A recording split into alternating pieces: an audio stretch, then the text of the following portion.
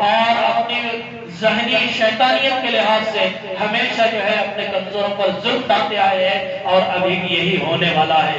لیکن ان تمام کے پیچھے جہاں جہاں استقامت ہوتی ہے، جہاں جہاں دشمن کا بڑی پامرنی کے ساتھ مقابلہ کیا جاتا ہے، پھر وہاں پر یہ سازشیں کبھی کام نہیں آتی، چاہے وہ عبداللہ بن ابی جیسا منافق ہو، چاہے وہ دنیا کے اور دوسرے منافقین ہو۔ جب مومن متحد ہوگا تو پھر اس طرح کی کوئی بات انشاءاللہ واقع نہیں ہوگی، اور جیت ہر حال میں ایمان کی اور اسلام کی ہوگی۔ اب آتا ہوں میں گفتگو کے آخری پہلو کی طرف جو آپ کے سامنے رکھنا ہے۔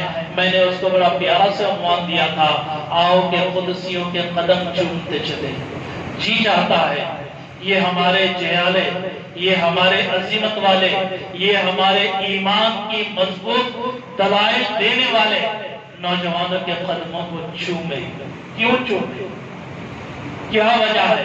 قدم بوسی کی ہمارے پاس اجازت نہیں ہے، لیکن یہ ایک تعبیر ہے کہ ہم ان کے قدم چومنا چاہتے ہیں۔ کیوں چومنا چاہتے ہیں؟ یہ انہوں نے جو 2 سال تک مصیبتوں کے باوجود، ساری دنیا کی تنقیدوں کے باوجود ایک انتہا